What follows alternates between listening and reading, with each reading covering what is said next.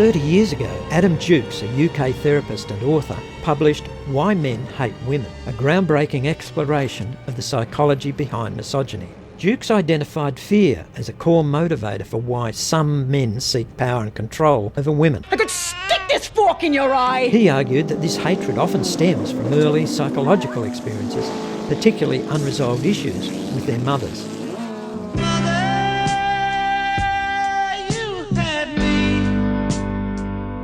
Let me tell you about my mother.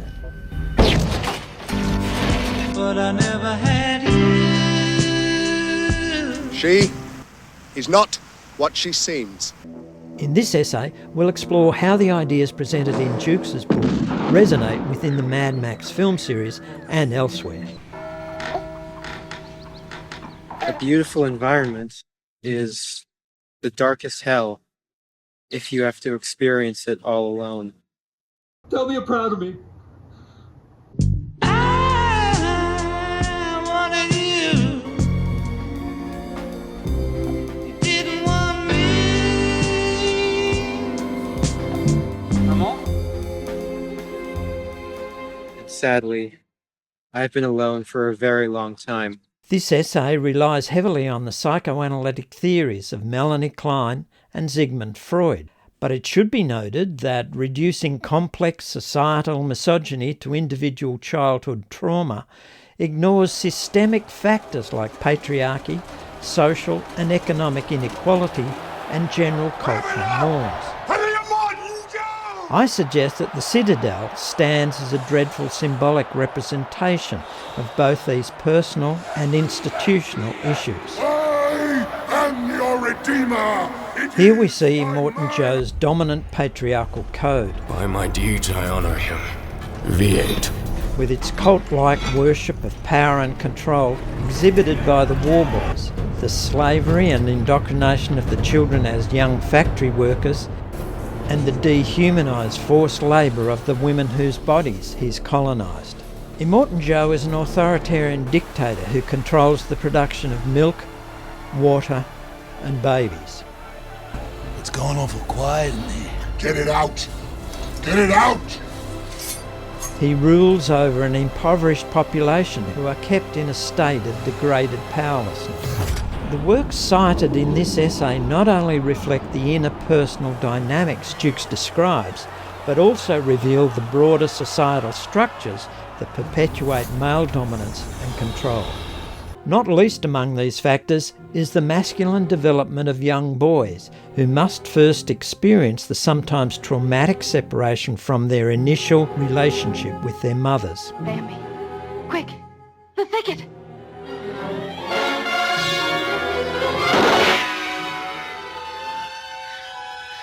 We made it! We made it, Mother! Mother!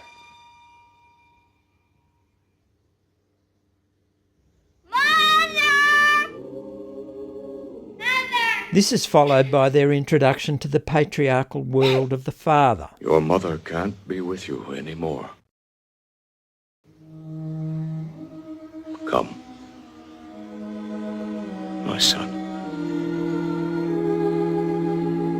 But this world may be one with its own difficulties. I want to say it's the three scariest words that every man receives in his lifetime. And the phrase is, to be a man. Stop acting that way. Stop with the tears, stop with the emotions. Don't be some kind of mama's boy, some kind of sissy. Be a man. But my friends, they're trying to demasculate the young men in this country because they don't want people who are going to stand up. And so I'm telling you, all of you moms here, the people who I said were the most vicious in our movement, if you are raising a young man, please raise them to be a monster. It's just a symbol of empowerment. You got your sword, your wife starts talking, you're like, shut up, I decide what I do. Be quiet.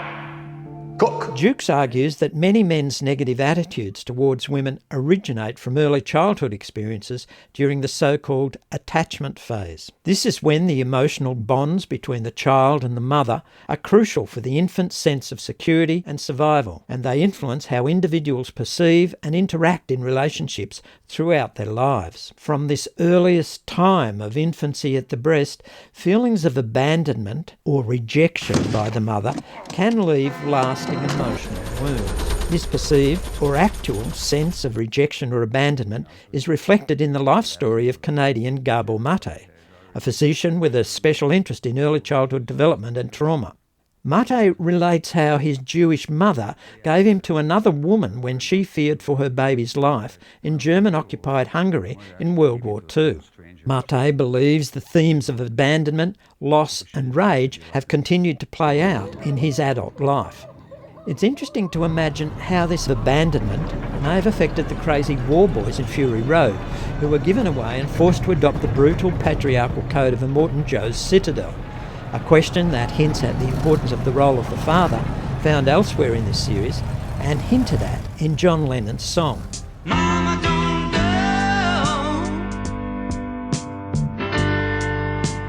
Daddy, come home. A strong attachment to the mother provides a child with a secure base from which to explore the world, essential for emotional and psychological development. This sense of security is crucial for personal identity and autonomy. On the other hand, separation is essential for the child's process of individuation, where they develop a sense of self distinct from their mother. It helps the child feel safe and supported, fostering confidence and resilience. Well, I run the office and tend the cabins and grounds and do little errands for my mother. While attachment is essential for healthy development, do you go out with friends? Over-attachment can lead to a range of problems. Well, a boy's best friend is his mother. That affect emotional, social and psychological well-being. Balancing attachment with the promotion of independence is key to fostering healthy development in children. An overly harsh or demanding paternal figure may be just as harmful to the welfare of the child. Okay. So long as the paperwork's clean, you boys can do what you like out there. By providing a secure base, encouraging independence, setting boundaries and offering emotional support, fathers can significantly contribute to their child's healthy development, avoiding overly harsh or demanding behaviours. That's Polaris, the North Star. Maintaining a balance of authority and warmth are key to developing a positive and supportive environment. That's how the sailors used to find their way home. We can only wonder how the war boys' feelings of separation might have affected their emotional development, because boys who struggle with these unresolved feelings of rejection or abandonment may grow into men who carry resentment, trauma and even hatred. To cope with these vulnerabilities, many men develop a narcissistic facade. That's right. High-octane crazy blood filling me up. A protective mask, first seen in childhood and later in adolescence, and often carried into adulthood. Consider the case of Elliot Rodgers, who felt rejected by young women with whom he believed he was entitled to have a relationship. I'm sophisticated and magnificent. Rodgers' narcissism is clearly in evidence, as is his preoccupation with the external signs of what he considered are evidence of his desirability. I'm polite. I'm the ultimate gentleman.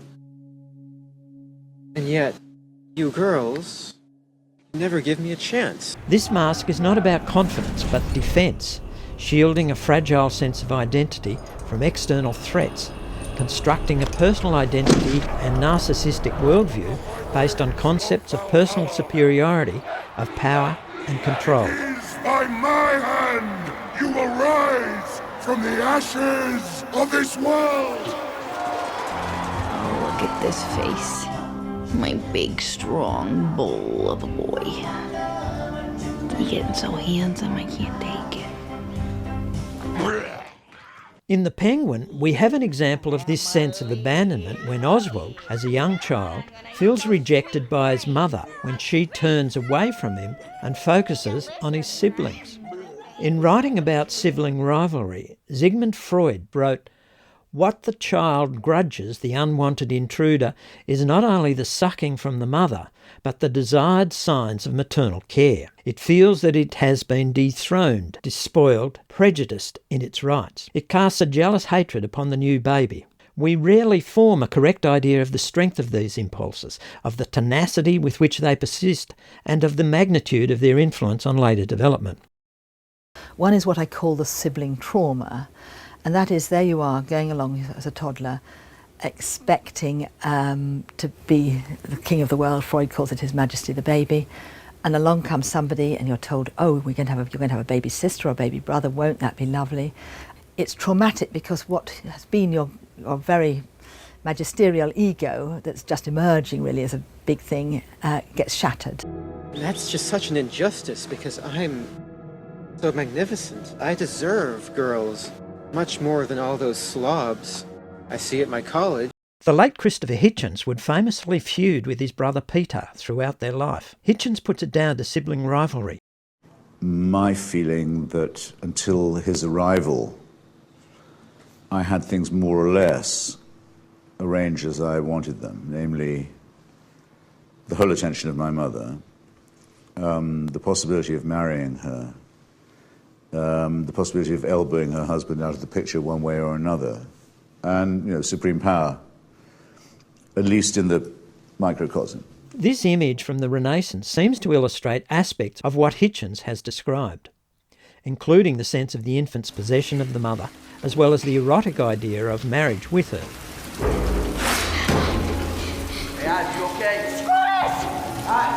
Screw you guys! In the case of the penguin, Oswald is so jealous of his brothers, so annoyed by their teasing and humiliation of him, and so desperate for his mother's attention, that he goes to the most extreme lengths. Have fun getting out!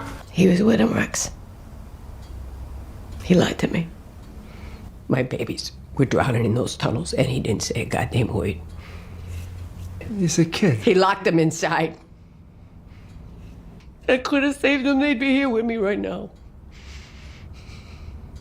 But Oswald didn't want that, no. This is what he wanted, me, all to himself. It could be said that the rest of the penguin's life is dedicated to achieving dominance and control in his world in order to be the central focus of her life, the apple of her eye, the alpha male in the family. When his mother has a stroke, it leaves him shattered. You can't do this to me, please. Exposing the depth of his attachment on the one hand and the emotional void her apparent abandonment of him creates for Oswald. Come on, just once, just tell me you're proud of me. Tell me I did good. An emotionally immature child man, he has never been able to accept his separation from his mother, continually seeking her love and approval. It's what you wanted, Ma. The primal scream of pain and rejection by a lover, arguably a mother substitute, is expressed by Marlon Brando in A Streetcar Named Desire. Hey, Stella! Edvard Munch's painting The Scream is frequently associated with existentialist ideas, particularly the sense of alienation and despair that can arise from the human condition. It might also be seen as a reflection of Munch's own life, which was marked by tragedy, including the early deaths of his mother and his sister. In episode 8 of Pandor, a Belgian TV drama series, an ambitious rising politician is given the dreadful truth by his wife about his mother. Later he sits by the bed of his hospitalised mother and dreams of himself dancing on a stage, like a symbol for his life on the political stage where, like many politicians, he hopes to fill his own emotional void with the love and approval of the voting public. Hoping for her undivided attention and praise, he is forced to face the fact that she is rejecting him. With an image that reminds me of the penultimate scene in Hitchcock's Psycho, we could say that with the mother's rejection of the politician, she has become dead to him, and him to her. I want you to know your mother had nothing to do with it. She's dead to me. Many people who watch The Sopranos began to realise that it is Tony's mother who exercises the most power of everyone in the series. Tony is very much at her mercy and is ultimately almost killed when his mother tacitly agrees to her son being dealt with. In this scene, by not objecting to Uncle Junior's suggestion, Livia allows Junior's plans to kill Tony to go ahead. Our friends say to me, Junior, Why don't you take a larger hand in things? Something may have to be done, Livia. About Tony. I don't know.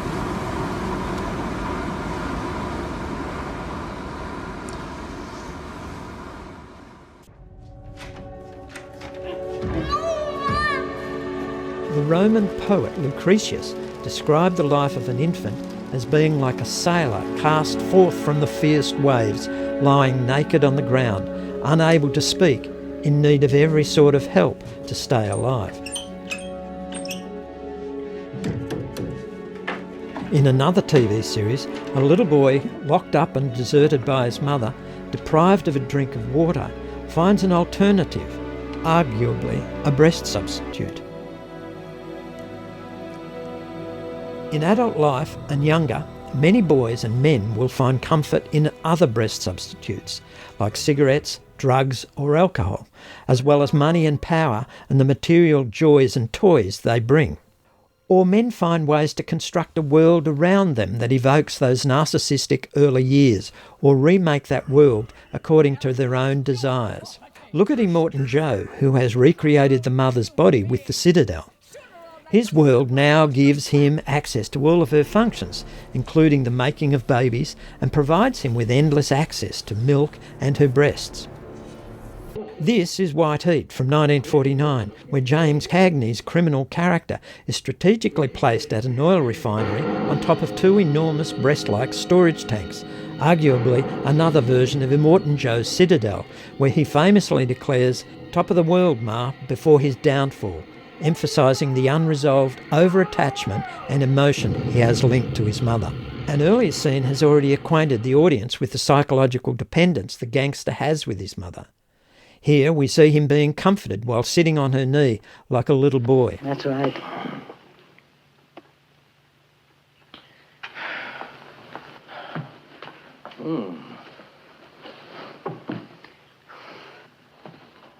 Top of the world, son. Don't know what I'd do without you, Ma. I did it for you, Ma. I did it all for you. The Penguin wants his mother to recognise that he is the king, and Cagney proudly proclaims to be top of the world. Immortan Joe at the top of his world makes his own claim to greatness as a godlike deity. I am your redeemer. A recent claim to kingship and the power and control it brings with it has been the elevation of Donald Trump. His niece Mary, a psychologist and author, has written that as an infant of 2 years of age, little Donald was abandoned by his mother for at least a year due to hospitalisation and ill health. As a result, Donald has been scarred for life with personality traits including displays of narcissism, bullying and grandiosity. The little boy was then left under the dominant force of his father, a man described as a sociopath. Donald Trump's attitude to women has been the subject of much media, as well as the American judicial system. You know, I'm automatically attracted to beautiful. I just start kissing them. It's like a magnet. You just kiss. I don't even wait. And when you're a star, they let you do it. You can do anything. Grab them by the pussy. I was abused anyway. A human being can be abused as a kid. So, I don't know. I've been bullied all the time. It had a profound effect on me, being bullied. You became the ultimate bully of the world by destroying everyone. And here's the thing, these masks that men wear, they serve a purpose. And this guy, why he's that way? Because he's been abused. He's been hurt. So now he has to be the king of the fucking jungle so that won't happen again. Tony Soprano is another king of the jungle who has been traumatised as a child by his vicious narcissistic mother. I could stick this fork in your eye! Tony's psychiatrist tells him that his fantasy about the beautiful Isabella is his deep-seated, unconscious wish to return to the comfort and support at the breast of a loving mother, someone who never existed for Tony.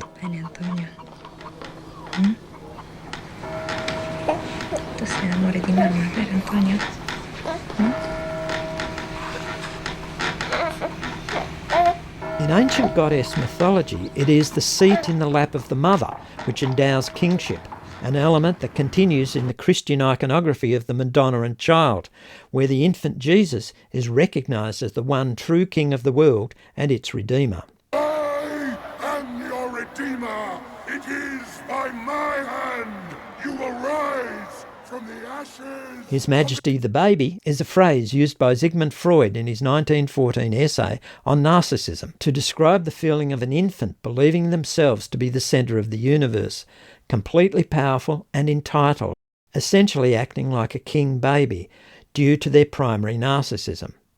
It refers to the exaggerated sense of self-importance and entitlement that can be present in childhood. Supreme power, at least in the microcosm. Men who carry these infantile attitudes of power, control and entitlement towards women into their adolescence and adulthood are a threat to all women. Jamie, if you do not sit... Look, I don't fucking want to sit down! You do not tell me when to sit down! You do not control what I fucking... Look at me now! You do not control what I do in my life! Psychoanalyst Melanie Klein writes that at this earliest time of the infant's life, at the mother's breast where she represents the whole world for the child, he first believes that he is in control, a phase Klein calls narcissism. In this narcissistic phase, the infant believes that it is the centre of all experiences, and external reality is not yet fully distinguished from the self. The infant projects its feelings of satisfaction and nourishment by splitting these projections into the good breast, representing love and security, while frustrations and unmet needs are projected onto the bad breast, symbolising hate and fear.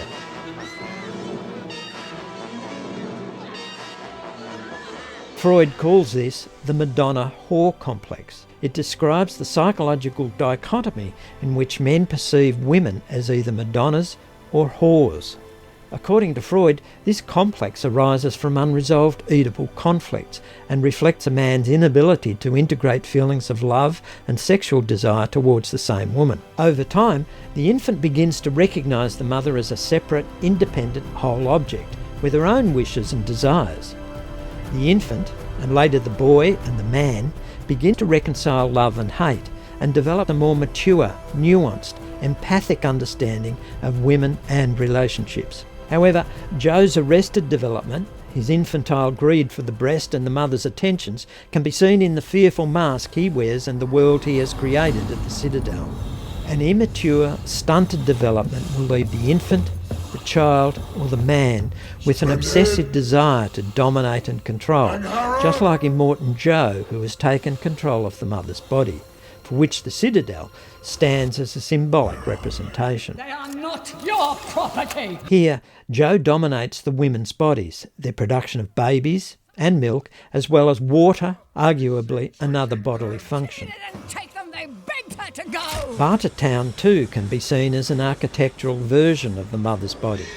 Here the pigs represent babies inside the mother's womb, and the environment reflects the frequently expressed infantile idea that babies are born from faeces. Max appears to be offered a partnership of joint control of Bartertown, but when Max refuses the bad mother-auntie entity's incestuous offer, unlike Oedipus, who in the myth of the same name marries his mother for joint control of Thebes. You must have tasted it. It was in your hands. As a result, Max is rejected by Auntie and cast into the barren wasteland. For some infants, separation from the mother and her breast can be experienced as a rejection, even a kind of death. It may be either the actual or the imaginary death of the mother. But separated from her breast and her apparent undivided love, it can also be experienced as a kind of death for the infant. Where the child is unable to accept the state of separation, it may project its own wishes for domination and control onto other women in its life, because these women can stand in as other representations of the mother, either the bad breast or various possibilities of the good breast. Consider this scene with Jack Palance, intriguingly holding a glass of milk, rather like Immortan Joe, quotes lines of a play to his wife, possibly a mother figure. When I wake in the morning, when I go to sleep at night, I think of you. You are the sister I never had, the mother I have almost forgotten, the wife I have always dreamed of. There isn't a relationship you can name which exists between a man and a woman of which I wouldn't say, let it be you. John Lennon frequently referred to his wife Yoko as mother. His own childhood with his birth mother had been dramatically interrupted when he was separated from her at around 5 years of age, and he was given into the care of his Aunt Mimi. Later, John's mother was killed in a car accident when he was 17 years old, an event that left him profoundly traumatised. We look for our mother and our lover, but our mother could never be our lover because our lover would never love us like our mother. This process, where the female figure may represent multiple identifications for a man, is further illustrated in The Penguin, where Oswald has his girlfriend Eve, a prostitute, dress up as his mother. Instead of keeping the categories separate, as Freud theorised, Oswald's fantasy attempts to merge them. He transforms the prostitute, normally placed in the whore category, into a maternal figure, complicating the usual split. This suggests an unresolved conflict. Tell me you love me. I love you, Oswald. Where he simultaneously desires and resents the maternal figure. Tell me you're proud of me. With Eve dressed as his mother, Oswald's complete fantasy is brought to life. I did it, Ma. He has given himself license to break the incest taboo and have sex with his mother. Did it? Top floor. Penthouse. No one above you. Beside you. I knew you. Literally possessing her, but also be told the words he wants to hear. Like Immortan Joe, Oswald has achieved control of both the city and his mother, two elements that have been inextricably linked since his childhood. The resentment he has for his mother may be read in the fact that he keeps her trapped in her frozen, brain-damaged state. I know. It's everything you wanted. Against the wishes she had expressed earlier, never to be left that way. Her tear expresses her suffering, but it's a pain that Oswald not only ignores, but callously reinterprets, saying that it's what she always wanted, an apartment above the city with her son as the king of the world. When an adult form of masculinity is unable to resolve its own deeply buried hostility towards the mother, it can result in a profound hatred of women. These underlying and generally unconscious emotions include simultaneous feelings, both love and hate. I'm glad she's dead. Sexual feelings towards the mother, jealousy towards the father and other siblings, Have fun getting out! guilt about these frightening attitudes, I mean, is that right? Wishing her dead? and fear of rejection by the mother, as well as the coexisting wish to be embraced and even engulfed by her. Men's disconnection with their inner feelings, their thoughts and emotions, their own sense of the feminine, is often the result of a dominant form of masculinity that says attachment to the mother and the little boy's inner world must be rejected for him to achieve his masculine identity. Max. My name is Max. Men's inability to accept these emotions can put them at war with themselves. This is then projected outwards onto the women in a man's life, often violently, frequently seen in domestic violence, and at its most extreme in the case of the serial killer.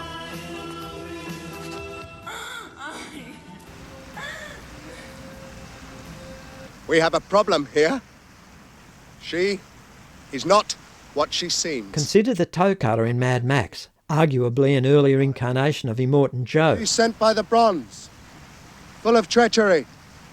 Here, toe cutter espouses his philosophical worldview about women. The Bronze take our pride. I'm on fire! I'm on fire! She's mad. This lack of trust and fear of betrayal by a woman is evident elsewhere in the film. What about Jonathan? You were seen out with him 2 nights ago. So what? The gunshot to the mouth reflects men's fear of women's sharp tongue, their ability to deflate men's pride, their fragile ego. But in Taxi Driver, the weapon is to be directed elsewhere. So I want you to see that one, because that's my wife. That's not my apartment. I'm going to kill her. I'm going to kill her with a .44 Magnum pistol. Now, did you ever see what it can do to a woman's pussy? And that you should see. That you should see what a .44 Magnum is going to do to a woman's pussy. You should see. The jealousy exhibited here is predicated on the idea of ownership of the woman and her body. The idea of male entitlement to women and their bodies is captured here in this documentary, made at the time of shooting the Australian film Stone, that featured a gang of bikies, not unlike the toe cutters' entourage. There's a pretty strict sort of moral code when it comes to women, most bikers, you know. Like, if a woman is property of, like, if she's property of me, well, that's it, you know, and she won't be touched, you know. That's how it goes. There's women who'll bang for anyone, you know. She happens herself up and, yeah. And 90% of the time, they're always willing anyway, so the boys are always in on them, you know. You're right, hang on, boys. She's looked for it, she's asked for it, and she's got it. These final remarks suggest pack rape, and the views about women were recorded 50 years ago. But a tidal wave of hateful attitudes towards women are today promoted worldwide to millions of boys and young men who apparently feel uncertain about their masculinity and adopt a mask of toxic misogyny. It's just a symbol of empowerment. You got your sword, your wife starts talking, you're like, shut up, I decide what I do. Be quiet, cook. Childhood. When men are rejected by women or find that they do not have access to or control over women, the results can be deadly. But girls are not attracted to me. There's a major problem with that. Major problem. That's a problem that I intend to rectify.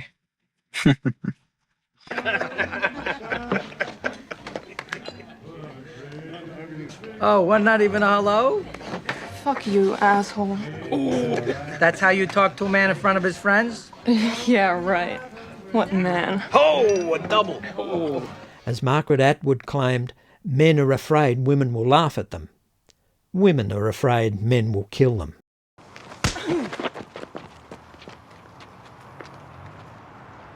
It make you feel good? You feel like a man? Not all men harbour an overt hatred of women, and the examples cited in this essay may seem extreme. However, they do reveal deeper, underlying fears that many men experience in relation to women. These fears include the dread of abandonment or rejection in relationships, and the jealousy that can emerge from such vulnerabilities.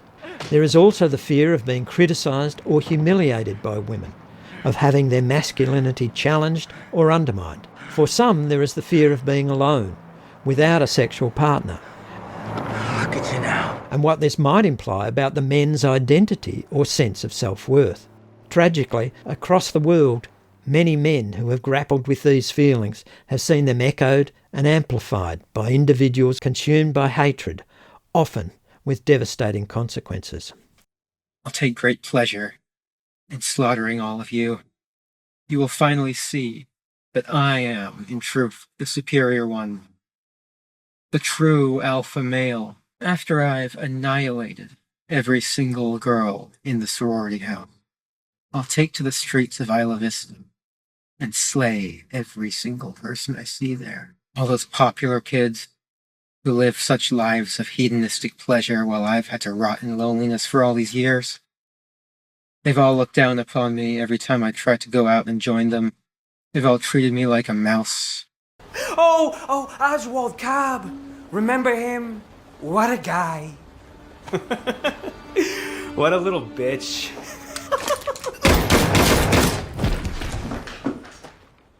Well, now, I will be a god compared to you. You will all be animals. You are animals, and I will slaughter you like animals. I'll be a god, exacting my retribution. All those who deserve it.